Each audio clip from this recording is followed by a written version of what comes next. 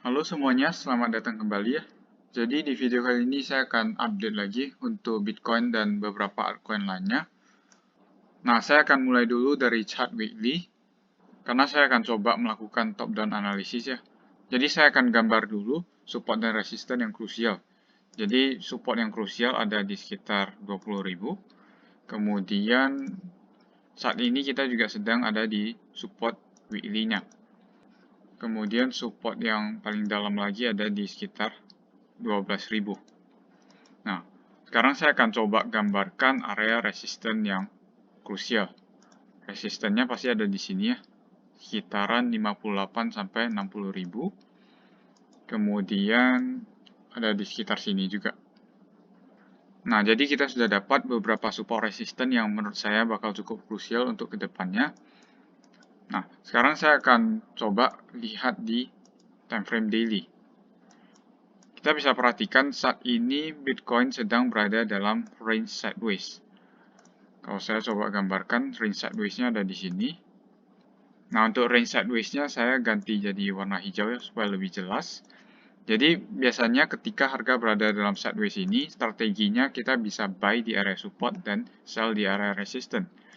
Kita bisa perhatikan ya, yang terjadi kemarin ketika harga sudah jatuh ke area 31.000 dan mendekati area 30.000, langsung terjadi pemantulan yang cukup kuat. Nah, pemantulan ini juga diikuti dengan news yang muncul. Nah, biasanya untuk mengetahui news-news yang bakal terjadi, kita bisa langsung lihat dari price yang terjadi. Ketika harga berada pada resisten, kita bisa selalu perhatikan news yang ada, biasanya akan terjadi news buruk. Sedangkan ketika harga sudah mulai menyentuh area support, biasanya news buy akan muncul. Nah, ini seperti yang terjadi sebelumnya, ketika Elon Musk tweet, itu harga sudah berada di sekitar area resisten, dan langsung terjadi penurunan. Nah, dan ketika news buy muncul yang mengenai Bitcoin Law, langsung kenaikan terjadi. Jadi sebenarnya kita sudah bisa memprediksi sebelum newsnya terjadi. Ini hanya basic dari konsep support resistance yang bisa kita gunakan. Nah, jadi kurang lebih bakal seperti itu ya. Dan saat ini kemungkinan besar harga Bitcoin hanya akan bergerak dalam range sideways ini. Kalaupun harga berhasil keluar dari range hijau ini, kemungkinan besar kita bisa naik ke area 43.000 ya. Ini yang dari kemarin saya juga katakan, walaupun dari kemarin ini masih terjadi sideways yang lumayan panjang. Jadi kemungkinan besar sideways-nya masih bakal berlanjut, dengan kemungkinan besar retest ke 43.000 akan terjadi sebelum skenario selanjutnya muncul kembali. Oke, jadi kurang lebih seperti itu. Nah, kalau saya coba tarik Fibonacci dari sini ya, kita bisa perhatikan di area 43 sampai 44.000 ini juga merupakan area dari 0,5 Fibonacci retracement, dan ini ada confluence juga dengan area resistance weekly-nya.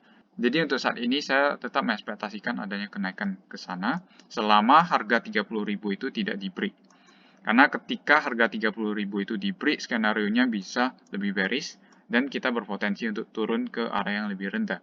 Mungkin bisa ke support weekly-nya 20.000 atau di support kecil daily-nya itu di sekitar 26.000 ya. Jadi itu skenario yang patut kita pertimbangkan untuk Bitcoin saat ini. Jadi kurang lebih seperti itu ya untuk analisa Bitcoin. Sekarang saya akan lanjutkan ke koin Ethereum. Oke, jadi ini merupakan chart weekly dari Ethereum ya, di mana kita bisa perhatikan terlepas dari penurunan yang terjadi saat ini, kita masih berada dalam satu tren yang sangat bullish ya.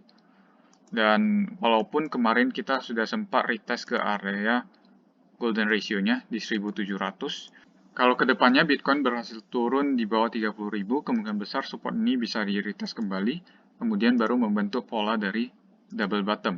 Itu skenario menurut saya. Nah, ini merupakan skenario yang patut kita pertimbangkan dan bisa terjadi ya. Walaupun kemungkinan besar ini kita masih akan mengalami kenaikan lagi ke area 3.300 atau area 3.000 dulu sebelum penurunan terjadi. Karena kalau saya tarik Fibonacci, nah ini saya dapat area 3.300 sebagai area golden ratio dan area 3.000 sebagai area 0,5 Fibonacci retracement. Jadi dua area ini bakal di-retest dulu sebelum penurunan terjadi. Itu menurut saya. Nah, sekarang saya akan coba lihat di candle daily-nya. Ini kita bisa perhatikan di candle daily sebenarnya Ethereum membentuk pattern yang cukup bagus ya menurut saya. Ini merupakan pattern dari ascending triangle ya, kalau kita perhatikan. Dan kita tahu ketika pattern ascending triangle muncul, biasanya akhir dari pattern tersebut adalah break ke atas. Itu juga kenapa saya sebutkan kemungkinan besar kita bisa retest dulu ke area 3.300 sebelum penurunan terjadi kembali. Nah, jadi untuk Ethereum sendiri sebenarnya selama area trendline hijau ini tidak di-break, harusnya kita masih akan berada dalam situasi yang cukup aman dan skenario-nya kemungkinan besar masih ke atas. Ya, walaupun ini kemarin sempat terjadi false break, tapi memang harga masih belum berhasil break di bawah area support krusial ini. Jadi, memang masih ada potensi ke atas. Kemudian, kalau saya coba lihat di time frame yang lebih kecil ya, mungkin time frame 4 jam. Nah, di time frame 4 jam sendiri kita bisa perhatikan harga masih lumayan dekat dengan area support. Dan ini bisa digunakan untuk short term trading ya, dimana kalau kita entry di harga sekarang, pastinya stop loss kita bakal ada di sekitar sini, dan take profit kita bakal ada di sekitar sini. Ini bakal jadi trade opportunity yang cukup bagus menurut saya, karena risk to reward-nya 1,6 juga ya. Jadi ini bisa dimanfaatkan terutama trading di futures. Oke, jadi mungkin seperti itu ya buat skenario Ethereum. Sekarang saya akan lanjutkan ke koin lainnya, XRP ya. Oke, untuk koin XRP sendiri sebenarnya masih cukup sama. Harga berada pada range sideways juga, sama seperti beberapa koin lainnya. Di mana kita bisa perhatikan terjadi rejection yang cukup kuat di area supportnya. Ini kemarin sempat terjadi rejection, membentuk candle hammer di area tersebut. Dan kita berpotensi untuk naik kembali ke area resistance. Dan harga hanya akan berputar di sini kalau menurut saya, menyentuh ke area support, kemudian buying pressure akan kuat lagi, menuju ke area resistance, kemudian selling pressure akan kuat lagi. Jadi bakal seperti itu terus untuk XRP, kalau saya perhatikan, sampai harga bisa break di atas area resistance, baru pergerakannya bisa lebih cepat.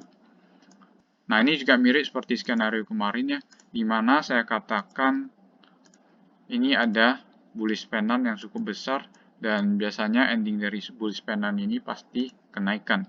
Walaupun ini bisa makan waktu yang cukup lama untuk si XRP ini, tapi ketika sideways seperti ini biasanya bakal menjadi area yang cukup bagus buat akumulasi.